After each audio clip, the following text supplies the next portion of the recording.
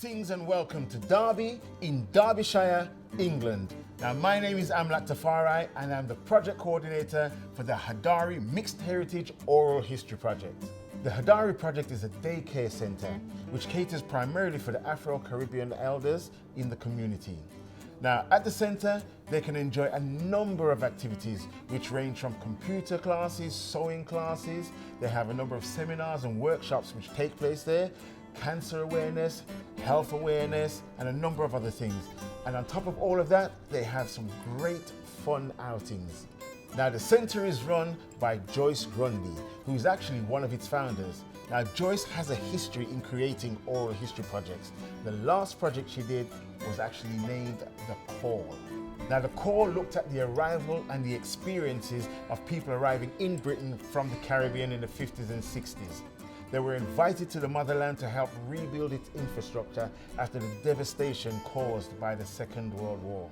The interviewees in this documentary are the British white people that hail from Derbyshire or settled here and formed relationships with African Caribbean people that arrived here in the 50s and 60s. The other interviewees are the mixed heritage children that were born to these unions. This project was made possible by funding from the Heritage Lottery. They are renowned for funding projects of this type right across Britain.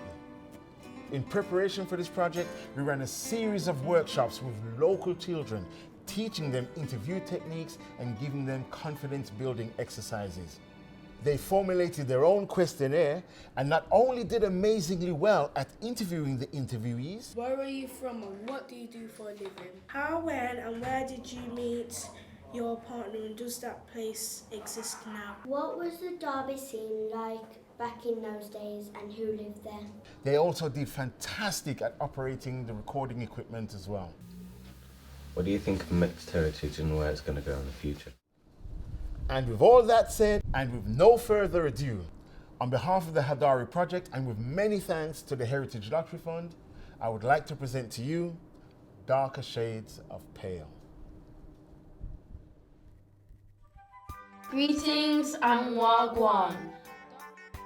Derby in Derbyshire was awarded city status in 1977.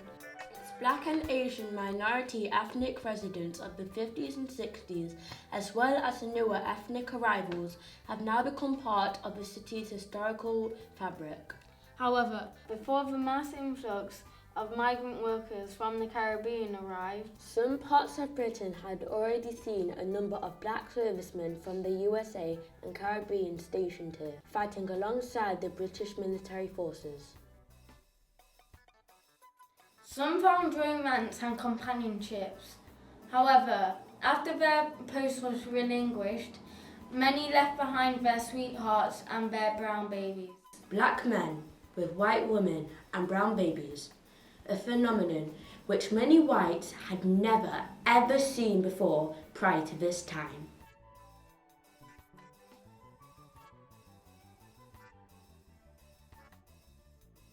Up until being 11, I lived in inner city terraced housing area, working class housing area, and it was all white.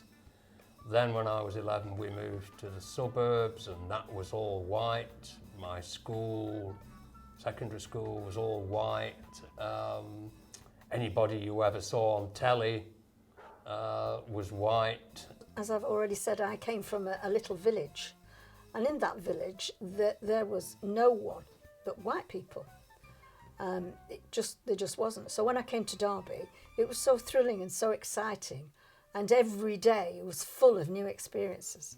Where the Derby scene was like when the time I got married, everybody around me was white. I only knew one black family, who was Jamaican, who were a friend with my ex-husband, but the rest of the surrounding were white.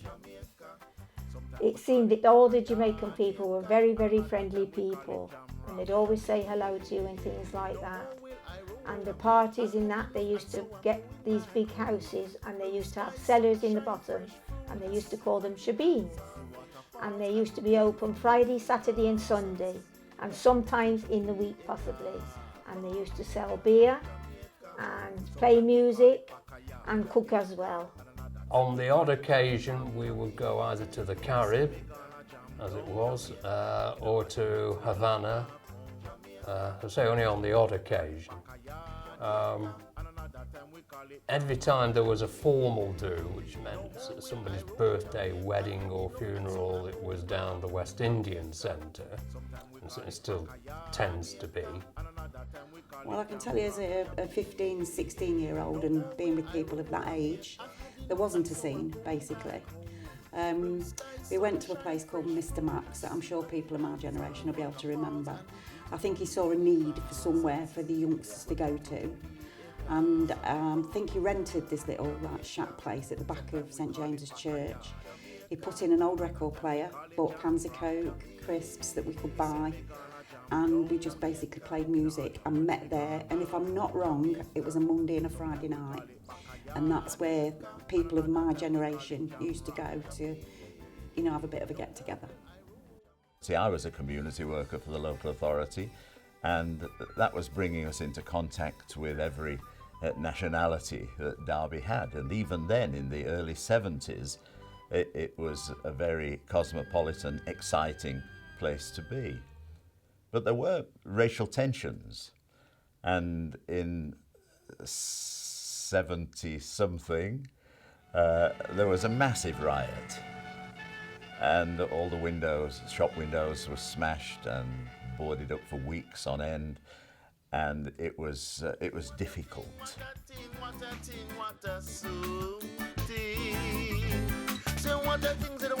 The first time I'd ever seen a black man in my whole life was when I was 14 and a half years old, and that was in the factory where I was working.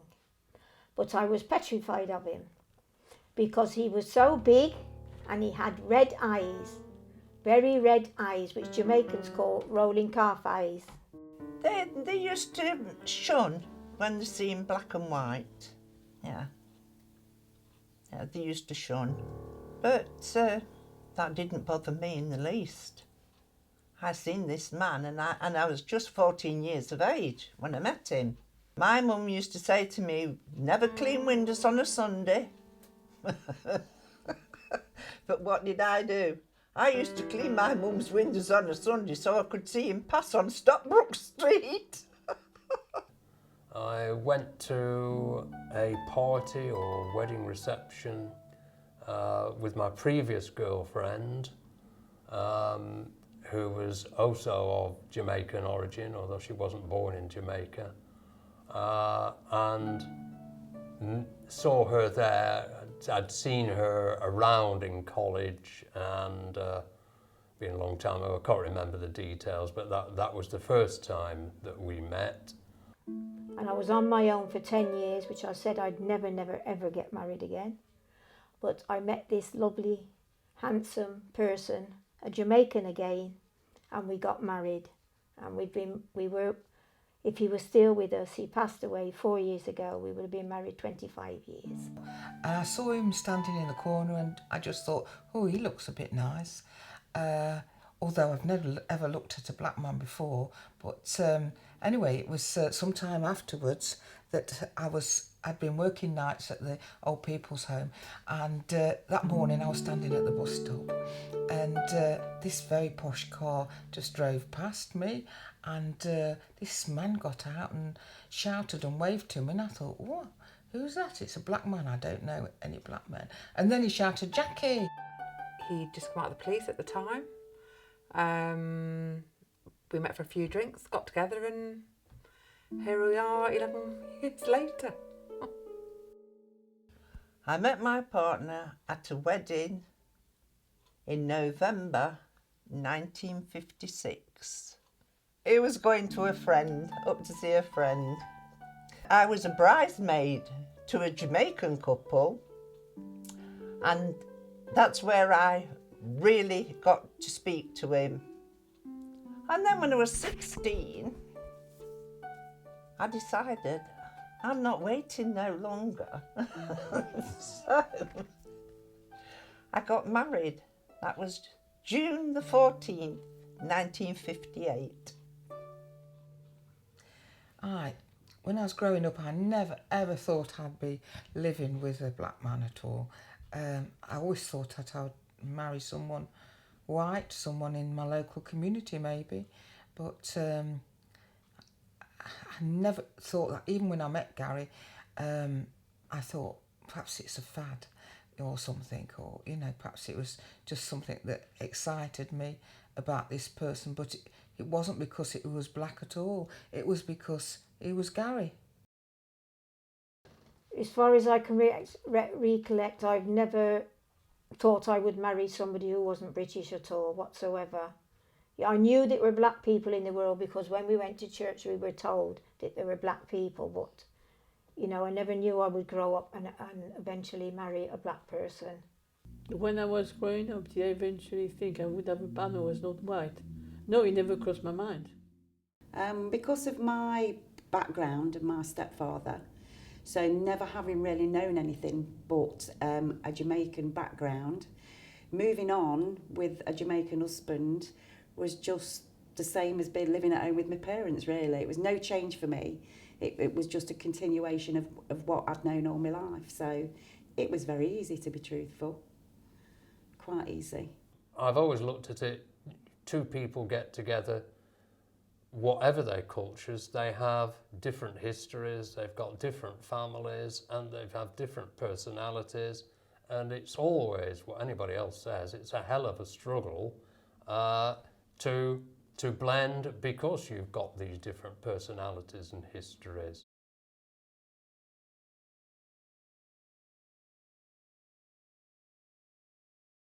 Thinking about my parents' attitude when I was young growing up, and about their attitude to black people, I was alienated. I don't think really they understood any black people. It was only later when I introduced Gary and his mum and dad, and then my mum and dad met his mum and dad. My parents' attitude, I suppose you would call very liberal. Both my mum and dad were in the army, grown up around lots of different cultures, lot of people from different ethnic backgrounds, different countries, different religions. So for them, it wasn't really an issue. My extended family were a bit, I suppose the word would be curious, and really wanted to know more about Gary's background and the history and where's he from, what's he done, what's his parents from, that sort of issue. But when Mum actually met like my best friend when I was 17 and she was black, she was a bit not very civil with us to start with, and then she got on with her really, really well. But I think that's because she didn't understand, this person coming into a house. She wasn't white. She wasn't, she wasn't. Her parents were Jamaican. She's from, Jamaican descent. But once she got to know my friends and people that I used to hang out with, she was fine. But initially, I think maybe she was scared. I think. Well, the attitude, I've never seen no attitude, you know what I mean? Because I've never been in an environment where there would be attitude with black people. Because most of the people I knew, which were white, they were involved with black people because they used to go to their parties and everything in the shebeen. So, I've never seen any. I've only seen like people like when they first came into the country now would shout across the road, get back to the jungle where you come from with your monkeys and things like that, or show me your tail. But I've never experienced myself, but I know it was going on, you know what I mean? But that's it. When my grandfather found out that I was having my first baby, he wasn't upset in so much as I was having a baby at quite a young age because I was only 17. He was more upset because the father of the baby was Jamaican. He always lived by the rule, so to speak, in his household, that if people from different countries were meant to mix, we'd all be born on the same piece of land. Very strange man, but that's just the way. It was very old-fashioned, so. But even that didn't stop us. We just carried on doing what we were doing. I'm pretty sure that my in-laws and my own parents were totally ignorant about minority groups in this land. They just carried on. They were hardworking people. They enjoyed life. They enjoyed family. But they didn't have any contact with anyone other than white Anglo-Saxon Protestants. If we would go into a pub or a restaurant, you get the stares, right? You get the stares. And I would sit down, you know, we'd sit down or whatever. I wouldn't say it to Cecile. I'd let her say it first. You know, did you see that person who just whatever? Or she may not remark on it at all. But it wasn't too difficult for me to pick up an atmosphere from certain people when you would go into certain places. The negativity has been more my husband's side, who has moved into a very white area. And one particular case, he got very upset because he was outside washing his car, and this white guy pulls up in his car, gets out, leans over the fence, says, "Excuse me, mate, you got any cheese for sale?" And my husband went, "Sorry, what?" And he said, "You got any cheese for sale?" And at that point, my foster son was on the floor howling with laughter. Gary, my husband, stood there going, "Why would I have cheese for sale?" Anyway, the guy drove off, and Gary turned to Matt and said, "What's that all about then?" Matt said he was asking you if you've got any weed. And actually, it really upset my husband that because he was black, somebody stopped and assumed he would have some weed. Sometimes Gary never saw it as a problem, but I knew that there was a problem when we had a new car and it was stopped 6 times in 1 week, you know. And he said it's just the police doing their job, you know. And I'm saying no to myself, no, you don't get stopped 6 times in a week. The negative experience was that when my husband was with me at home, I used to be called nigger lover on the usual derogatory name calling, which is, I didn't really take my attention of it. I didn't pay no mind to it. Well, the positives of going or married to somebody who's a different nationality is you learn how to cook their way anyway. That's one thing. And I had the chance to go to Jamaica, I don't know how many times as well, which I probably wouldn't have done if I hadn't have married somebody who was from Jamaica. And then I experienced Jamaica, the markets and everywhere else, you know, by selling in the markets and things like that, which I probably wouldn't have experienced if I'd just married an English guy, sort of thing. Many times going to Jamaica, seeing how people in Jamaica live, you know, meeting family, and particularly being all her different aunts, uncles and cousins in Jamaica, being positively accepted in a way in which my mother couldn't positively accept Cecile. Well, my second husband, he was really religious. He was Seventh-day Adventist. That's what he was brought up from. He was brought up as a Seventh-day Adventist. So he was very, very, very religious. And, you know, he tried to do everything by the Bible, you know, what he could possible. I mean, I know some things come your way and you can't, so he couldn't, but he kept up to his religion, his 100%, I would say, you know. And then I became a Christian, born-again Christian. We had one instant where a mother came, and it was an Afro-Caribbean couple, and the mother came to see us. The lady was not in the church, but her son was. And she came to see us because her son was in a relationship and wanted to marry one of the white girls in the church. And so she came to see us to tell us quite clearly that this was not going to happen, and asked for our approval and our backing to persuade the couple not to marry. Having spent some time with her, talking to her, telling her that no way could we agree with her on that, at that point, our 3 children came in, including our Afro-Caribbean daughter, who we'd only had for a couple of months, so the lady had no idea that we ourselves were now a mixed-race family. Because we didn't have children until I was a little bit older than most new mums, we had a boy and we wanted a girl. And so we decided we'd just push a few doors and see how we would fare with adoption. That was us and our family and our personal life. We didn't think that it would spill out into church life. I think the church reacted quite well, really, although they were just as surprised as we were.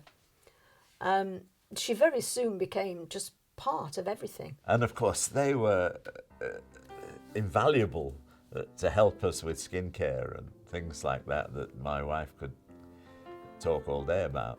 It was amazing the way they kind of gathered round me and advised me and showed me how to do her hair, and were just turning up with clothes they'd bought her.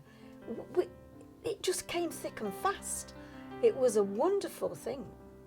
I knew from obviously a young age that I was black and that my family were white, and because I didn't know any different, that's normal. So that's just who you are, your mum and your dad, or your mum and your dad.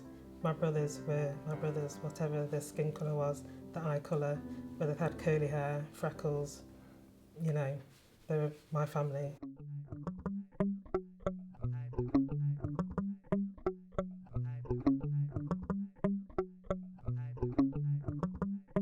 See my face, see my face, that's my race, and see my race, that's my face. I'm a mixed race man, that's what I am, I'm proud I am. I just wanted you to know I'm a mixed race man, that's what I am, I'm proud I am, I'm proud I am. 'Cause sometimes when I'm all alone and I've been thinking and I've been drinking, I just wanna cry and I don't know why. I don't know why, I don't know why, but I just wanted you to know, so you don't have to ask me, you don't have to ask me, you don't have to ask me, you don't have to ask me.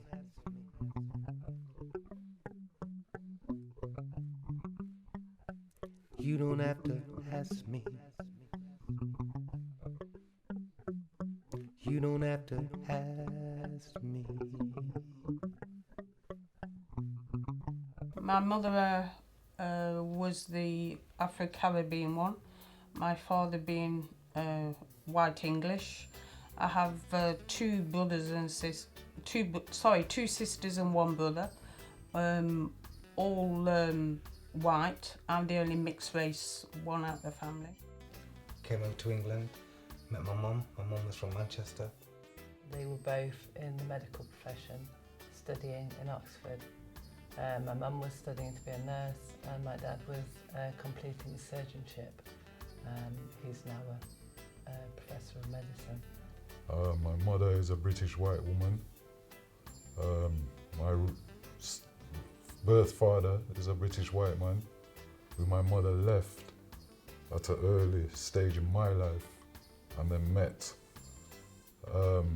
my stepfather, who was a black man from Jamaica. Being mixed heritage, it's never bothered me, even though I had problems with, you know, black people, because they say, hey, you're half-breed, you know, and I says, I'm not bothered because I am what I am.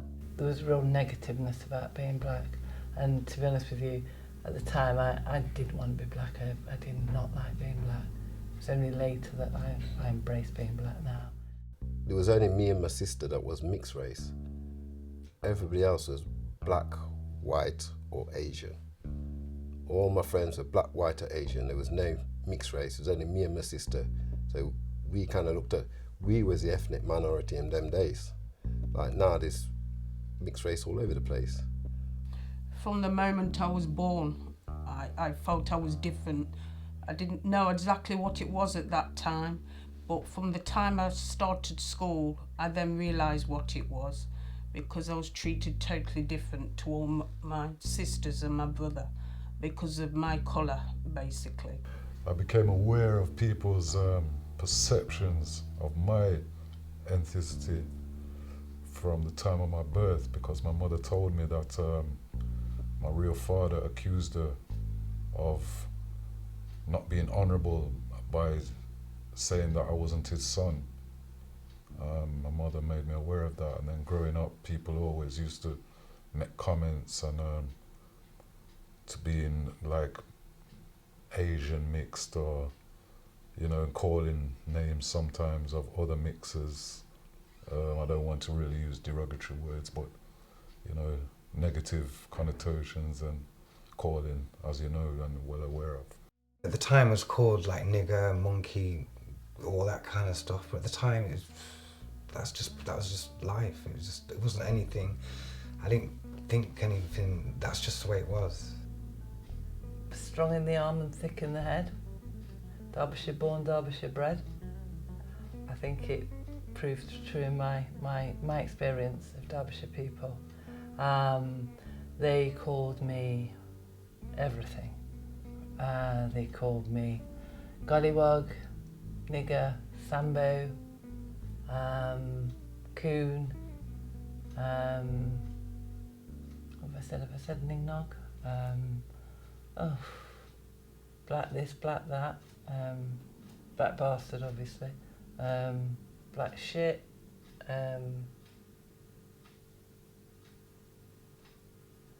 Breed.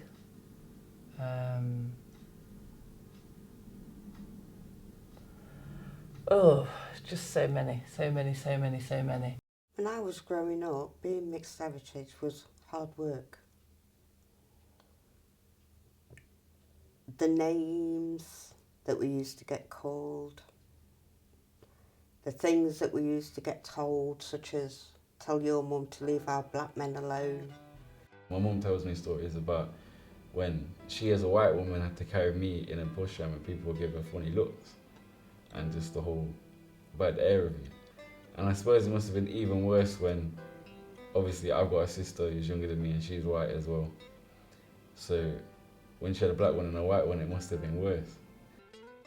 If I came out my house and there's black people at one side and white people down the other side, I know who's going to start throwing stones at me.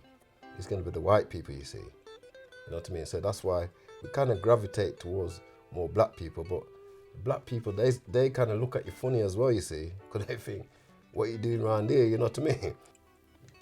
Bit confusing, I'd say. You don't know, you like the pig in the middle. To the black kids, you're a half-breed.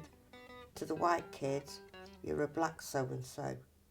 So, it was hard.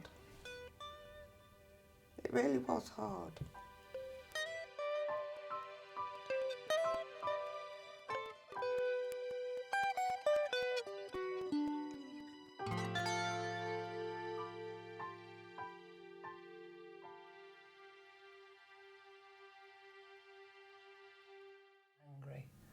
I was angry about everything. Not sure why or what, but I was angry. I always know I was angry, and I didn't have anywhere to take that anger. I think I was fed up of just every day facing racism, it just became maybe a bit too hard for me to cope with on my own. So my way of dealing with it was to become angry and not reach my full potential. I should have done so much more in school. You know, I didn't come out of school with nothing, but I should have stopped on. I should have gone to university. I was actually in infant school at the time, and then I realised this family had moved into the area. And when I realised they were actually black, it kind of made me feel a lot better about myself. And there was one girl out of the whole of the family. She had 3 brothers. She came to the same school as I was in, and we actually became best friends because of the colour of our skin, because she was black and I was black.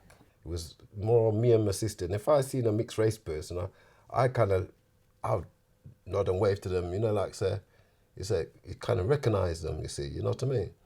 But at them days, there was very, very few. Yeah, I thought we had a lot in common because we were the only 2 black people in the school, but she actually saw herself, even so, more white than black. And she never accepted that she was black at all. But she was still getting bullied the same way as I was. In fact, there's only one other black person I knew at the time in Ireland, and he's mixed race. But he wasn't like me at all. He didn't have any pride in himself, I would say, or in his heritage. He wasn't he more or less convinced himself that he was white and that he was no different from anybody else. And if you tried to like unite with him or just show any similarity, he wouldn't have it. He'd get upset. I remember one time I was in the gym and he came in and he kept saying this thing. It was like, go on, yeah? And it took me a while to think, like, what is he saying? Am I missing something? And then I clocked, yeah? He was trying to say, well, go on. And that to me that to you, anyone watching this, should show how there is like serious lack of diversity or support for other people.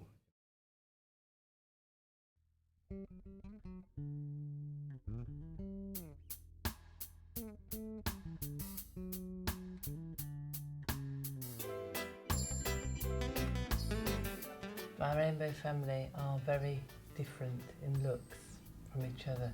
Each one's very individual. My father is a typical Nigerian man. He has dark skin colour and the coarse hair, the flatter nose, and yeah, he's a typical African man.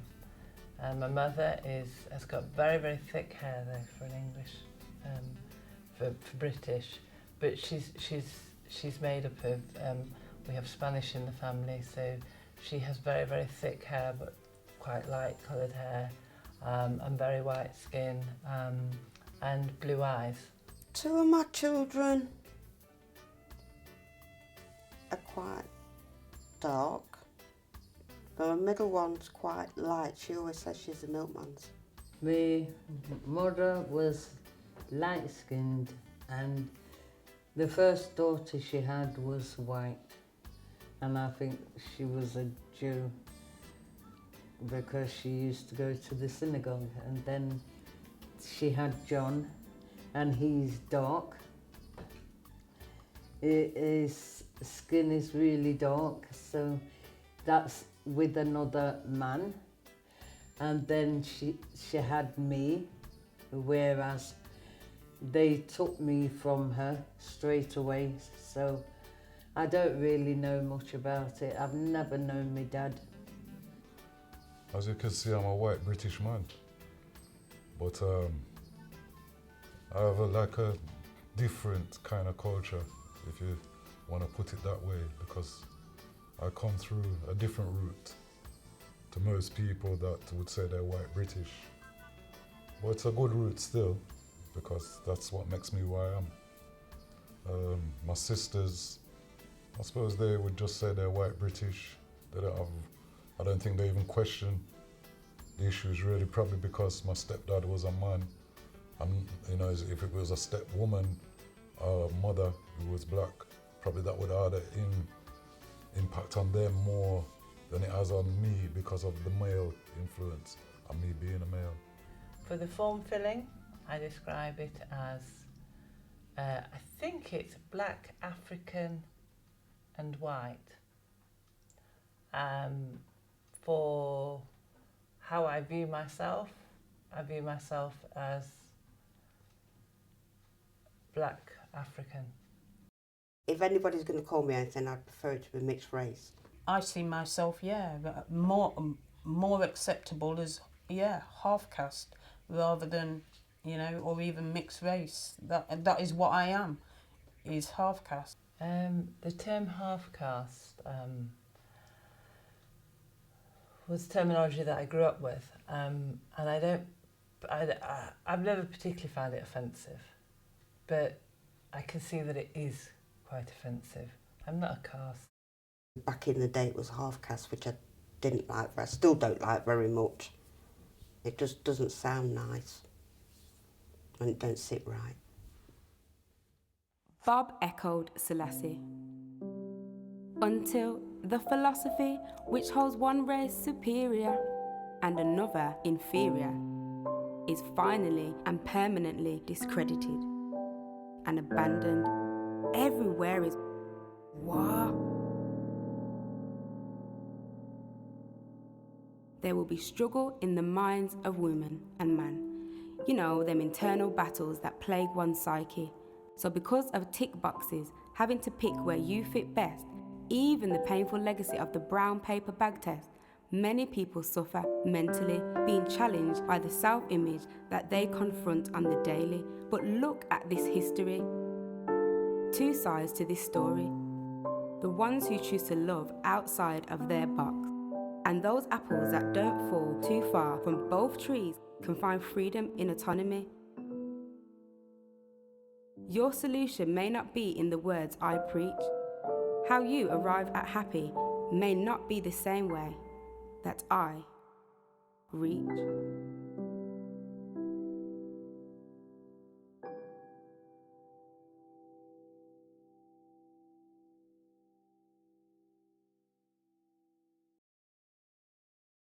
I worked as a director of Derby Racial Equality Council. I worked as an employment officer in Birmingham, Handsworth area.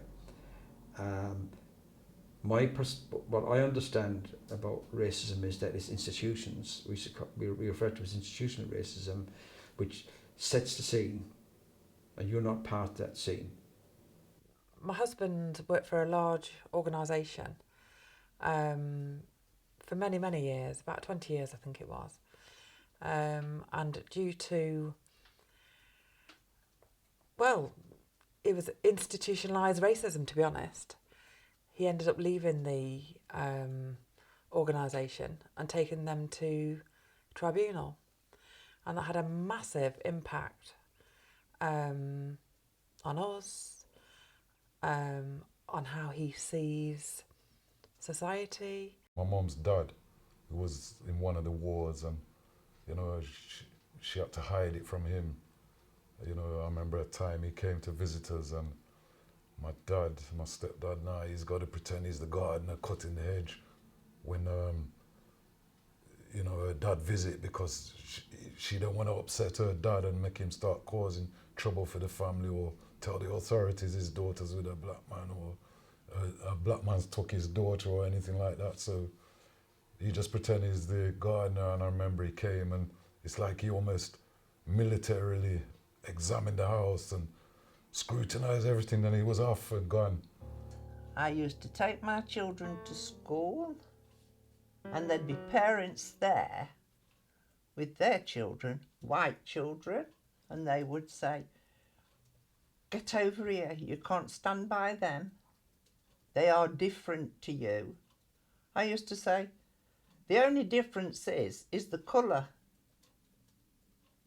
And my children won't have to lie in the sun to get a tan. There was an occasion when I was in primary school. One of the boys decided to use from the game show Blankety Blank with Les Dawson. He then turned it into Blackety Black and started singing to me, Blackety Black, Blackety Black. And So I wasn't pleased about that at all. So decided to take him into the stock room at the back of the classroom, gave him a swift kick, and that was the end of that. There was no more racial slurs or anything since then, and now we are actually Facebook friends. At school, Rose, this teacher says to Rose, look in the mirror, you'll see a black monkey. Me say, and she come home, she says, Mum, the teacher says I should look in the mirror, I'll see a black monkey. Me say, is it? So I says, all right, well, I'm going up. So I went up the next day and I went, where's the teacher? And they hid her. Me say, where is she? And they was going, oh, calm down, Miss Russell, calm down. Me say, I'll show her if she sees a black monkey. Yeah. He came home from work, this is Will, my husband at the time, and he was covered in blood and bruises, and he'd clearly been beaten up really badly on the bridge. And his crime was being black. He'd not troubled these people, not looked at him, but they took it upon themselves to gang jump him, kicked him to the ground and beat him, basically because he was black. I was at a blues as a young teenager, probably 16, 17-ish, and I decided I'm gonna go to the garage up the road and get some munchies, some crisps and a little chocolates, feeling a bit hungry, and I walked out of the blues and walking up the street, and there was somebody on the street. He must have never liked reggae music, or he just didn't agree with the gathering of blacks and whatever, and he decided to come out with his dog and a pickaxe handle, and he's telling the dog to kill me and let the dog off the lead, and the dog was running up to me and he was coming with his pickaxe handle. But I knew a bit about dogs, that if you move and run, they will chase you. So I just froze, and the dog luckily just ran into me and thought it was a game. But when the man came, he swung the pickaxe handle and licked me, and he beat me in my leg, and it caused a great pain, and it's only through the Almighty why I never dropped down, but that was enough to make the man tremble, because he gave me his best swing, and he realised that that's not going to do nothing, and he backed off, just back in his house mumbling. But these occasions, there were things that happened, and I think he was just in hatred of seeing a gathering of mainly predominantly black people, and I seemed like the easy victim because I was going up the street on my own, telling me that I knocked his door. That was his excuse for coming to me, saying, you knocked my door. But yeah, it's just another example of how things were. Yeah. What a thing, what a thing, what a thing, what a soul thing. Say what a thing, say what a thing, say what a thing, look what is happening. From little, when I was growing up, I used to get a lot of, you black this and you black that in the home. But I just used to sort them out. I used to punch them. That's the only way I knew, I could solve a problem, is by punching them. And that's what I did. Because I didn't like anybody calling me a black bastard. Well, my upbringing was not very nice. I don't really want to go into full details of it, but my mother wasn't married to my father, as I got to find out. And in those days, it was like committing a crime. In those days, some women got sent to prison or into a mental home for having a child not being born. But that's all I wish to say. I don't want to say any more about my childhood. I was brought up in a home, and that's all I want to say about it. It's not really something you want to remember. One time, my great-gran come to see me in the home, and she was white, and she says to me, "Oh, Janice, I'm your grandma." So I looked at myself and I thought, how can she be my grandma? Because she's white and I'm black. So I says to her, "No, you're not, because you're white." And she started crying and she come and picked me up and hugged me. But that's the only time I saw my grandma. I didn't see her again. My mum, she had a child out of wedlock back in the day, so she was sent away. Although she had a white child, it wouldn't have mattered if it had been a black child. She would have still been sent away and put in a mother and baby home. She was there for about a year before the baby was adopted. Everything was taken out of her hands. My mum was put into a home for going out with black men.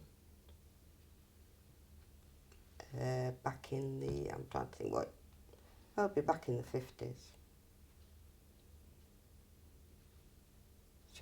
She wasn't released from the home until she was about 16. And she always said that it wasn't very nice to her, but the reason why there wasn't very nice to her was because she went out with black men.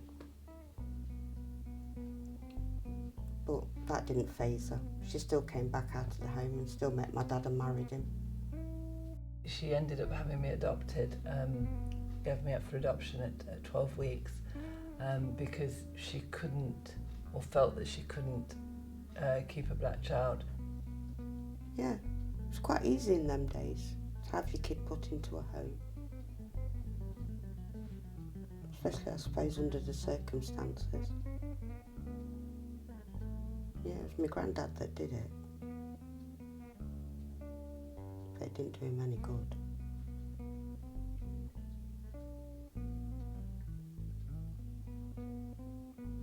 I don't know. Cruel days they were. Very cruel.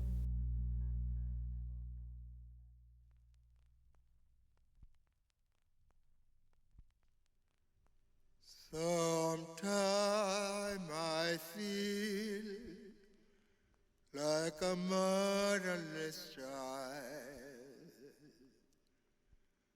Sometime I feel like a motherless child.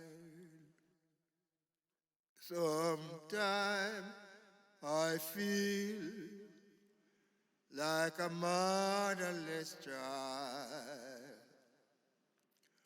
A long, long way from home. A long, long way from home.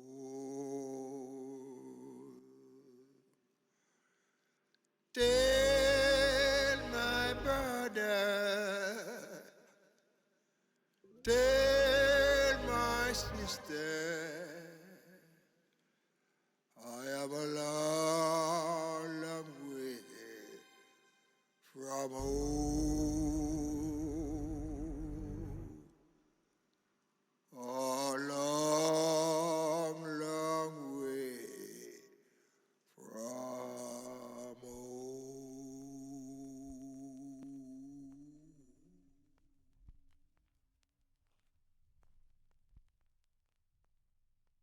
I wanna clap a little louder than before. A lot of my positive experience is that, first of all, I learned to cook different food, learned to taste a different taste, and learn about culture as well, different culture, and different way of life. And the most positive part of my relationship with my two partners is my children. They became very strong adult, very positive adult, and all of them got very good job, very good way of life, and they're doing very well, and I'm very proud of all of them. And the next generation who is coming up, which is my grandchildren, most of them are doing very well, and they're doing very positive, and they got very positive attitude of the way they are, and they're proud of who they are. My sons I don't think they have no issues with who they are, and I think they like being mixed heritage, you know what I mean? And they're pretty clued up on the roots of things, which helps them to be free in their minds and not enslaved by any stigmas or any box that people would try and put them into. Well, when we first met Will, after a couple of weeks, he took me home to meet his mum, who took me into the front room with the red telephone, which we've talked about before, and she sat me down and said to me that I wouldn't be getting black babies. And I was really taken back by that, the fact that she'd actually got to say that to me, and wondered what she was talking about. But she explained to me that in her lineage, in past times, she got a lot of German genes. She was very, very fair-skinned, and her papa, her husband, was quite dark-skinned. And I'm quite glad that she gave me this advice, because my first son, he was born with very fair skin, hair like his mum, and blue eyes.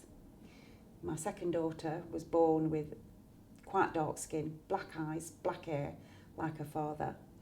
And my youngest daughter, who is very, very fair-skinned and has got blue eyes like her mum and blonde hair.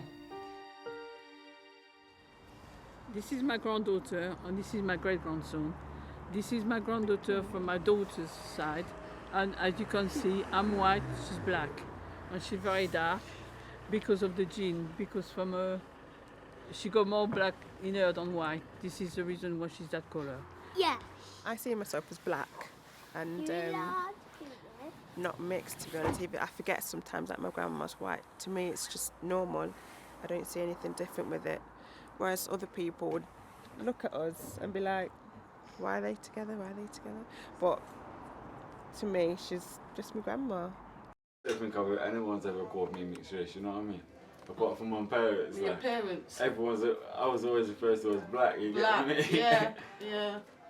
There's no mixed race or half caste back in the day. No, none at all. Like I say, I couldn't even understand what was going on at first. I just knew there was something different about myself.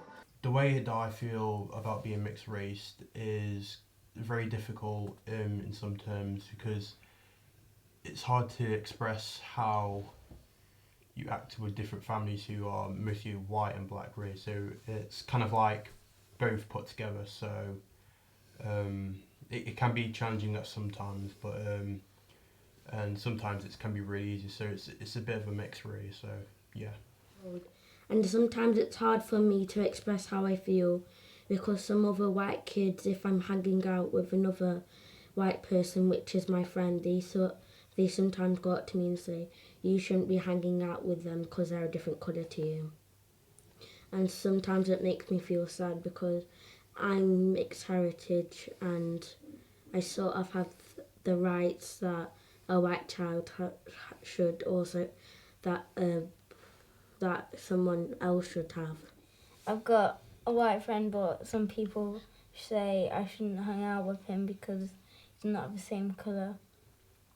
And it just makes me feel angry, because I'm just like them, but I might not be the same heritage as them. Ea Asha Ea, I am not I am, Jah created my dad and my mom. Ea Asha Ea, I am not I am, Jah created all woman and man. The label we know names, none of them me not like. Half miscast and race, read a whole heap of type. I'm pole and complete, don't you have no sight? Half of my face ain't black, half of my face ain't white. I'm not in a Jew, myself with two sides of fight. I'm too light for the dark, too dark for the light. Good and evil ain't a color, neither wrong or right. My DNA and chromosomes make the whole world unite. Ea Asha Ea, I am not I am, Jah created my dad and my mom. Ea Asha Ea, I am not I am, Jah created all woman and man. Ea Asha Ea, I am not I am, Jah created all life in a creation. Ea Asha Ea, I am not I am, Jah is the only one.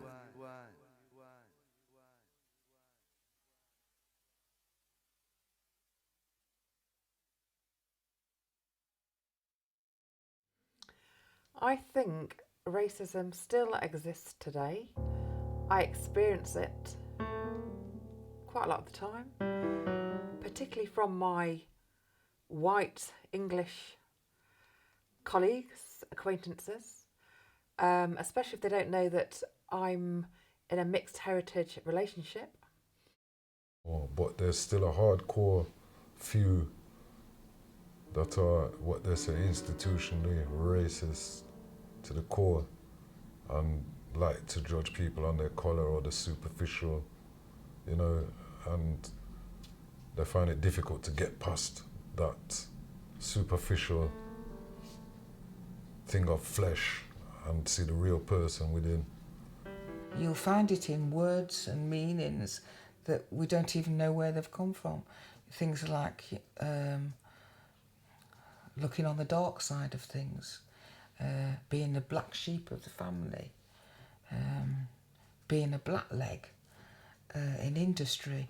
I travel on my own. I am never, ever pulled aside with my luggage for a search. Never. Never. I've done 3/4 of the world and I've never been stopped. As soon as we travel together, I'm stopped all the time.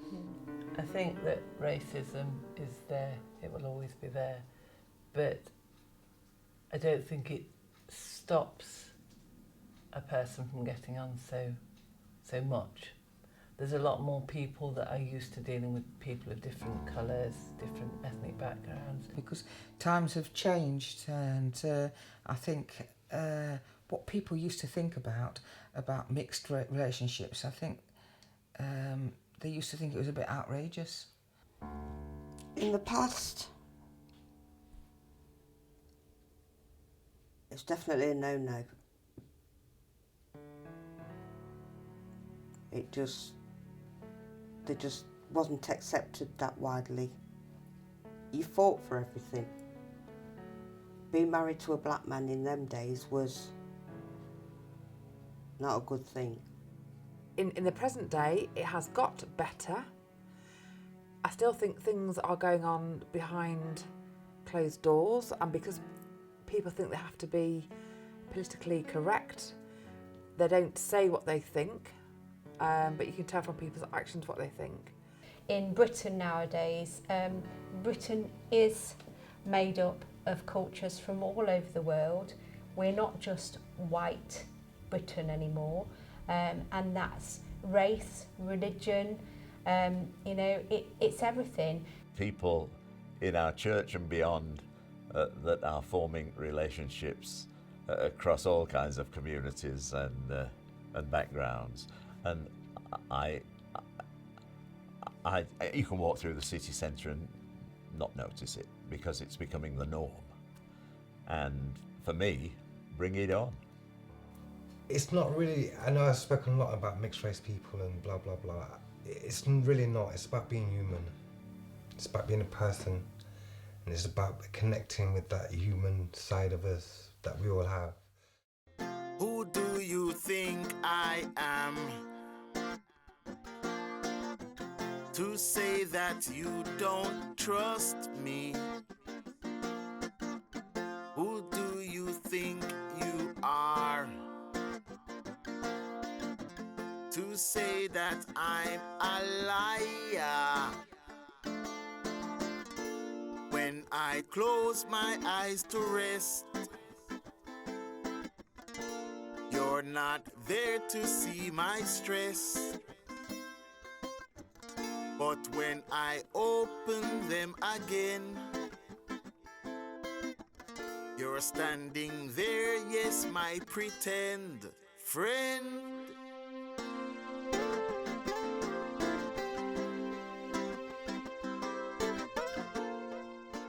Mixed heritage relationships have a certain importance for the local and wider community.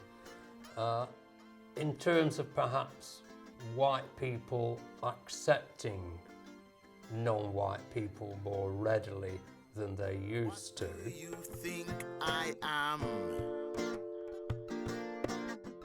Why do you try and cage me? See, the fact of the matter is... Personally myself, I would not advise anybody not to marry somebody who was from a different culture. I think that's the way forward, to be honest. I would say that a mixed relationship has to be fairly mixed. And when I say that, I mean that both partners' ethnicity and backgrounds need to be celebrated by them as a couple, and they need to, if they're having children, make sure that the children know both sets of the background, make sure that they're proud of who they are. And let's face it, you don't set out with the intentions, oh, I look at him, I see him, he looks good, she looks great, I'm going to marry her. It happens over a period of time. Love comes. But we don't always realise the difficulties that are ahead. It certainly made my life richer and happier and more fulfilling, so I would recommend it, definitely. Don't worry, he's black, white, whether he's from Hong Kong, China, Jamaica, whether he's from Wales or Scotland, you go with what makes you feel good. My husband made me laugh, and that was the main thing that attracted me to him. But my conclusion is this, is that I am a man, I am a person. So all said and done, what's all this racial issues about? You know, it was the question to myself, and then eventually I was happy myself to realise, yes, Jah made man. And I'm proud of my heritage as well. If you're black, you should be proud to be black. If you're white, you should be proud to be white. But if you're mixed race, you should be proud to be mixed race. And I just think mixed race kids today, I just think we're a nation unto ourselves. Sooner or later, everyone will be mixed race. Look how many there is in Derbyshire. In Derby now. In Derby, yeah. Being mixed race it's just my life, and there's nothing else to it. Now, things have come a long, long way since the Britain of the Windrush generation, when it was almost a crime for a black or an Asian person to form a relationship with someone from the United Kingdom. As one of the most ethnically diverse nations in Europe, Britain's mixed heritage population is also one of the fastest growing. We have seen in this documentary situations where couples have had to hide the fact that they were in mixed relationships. Some couples even had to hide the fact that they had mixed race children. We heard from a man who, when he was younger, because of his darker complexion, was set upon by a dog whose owner then chose to physically beat him. Not forgetting the story told by the wife of a black family man who was beaten to the ground simply because he was black. Now, although things were not always doom and gloom, we have seen in this research where blacks, mixed and white people have had to endure some of the most hurtful, horrendous racial slurs and name callings, words which have left many people scarred for life. Yet through it all, some of these pioneering relationships have survived to tell the tale. Not only that, but their children, grandchildren and great-grandchildren are still here to tell the tale of one of the most challenging times Britain's race relations have ever encountered. In all honesty, this documentary proved rather more challenging than expected, but certainly educational, not just for myself, but for the children and all the people involved. It turned out to be quite a lot of fun and quite informative. One thing's for sure, Britain's mixed race population is definitely on the increase, and things are looking a lot better now since the Windrush generation for those people whose skin tones are a darker shade of pale.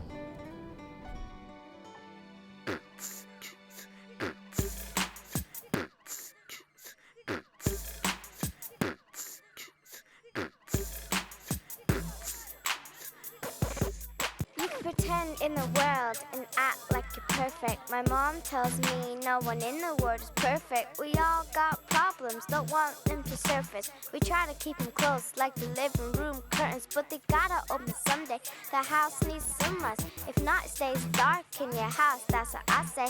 If you open the blinds, then maybe you'll find a whole world of happiness just waiting inside. You are beautiful inside, don't need to disguise. sky.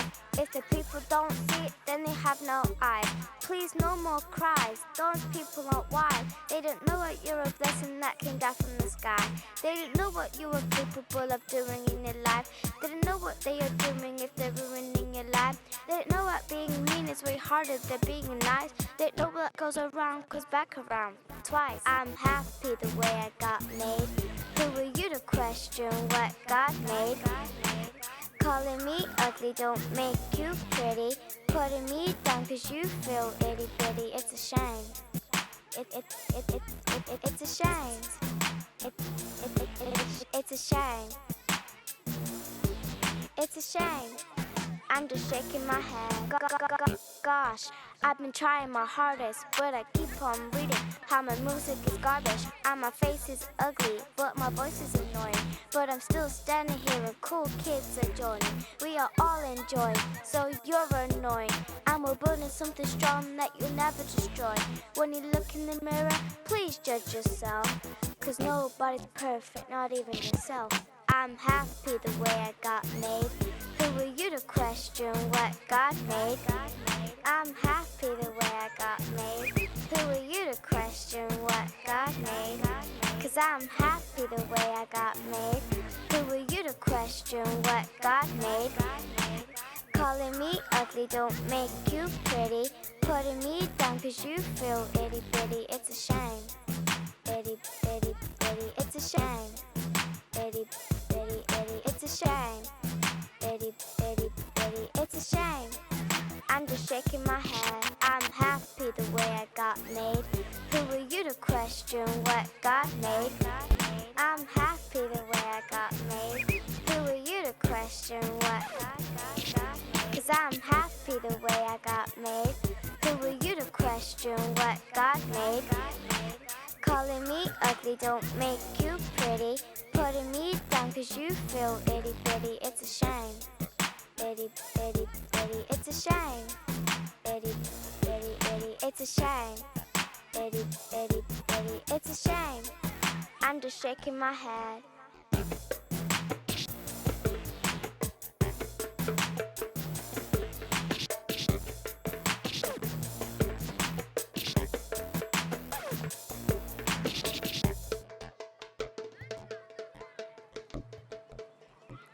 I'm done.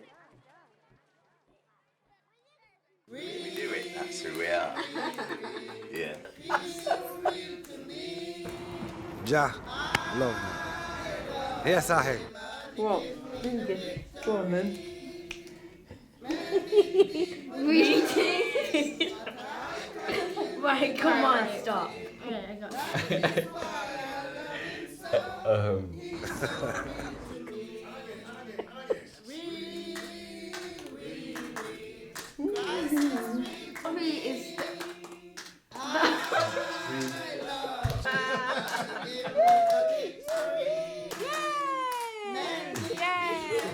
Well, I suppose we do look an odd couple.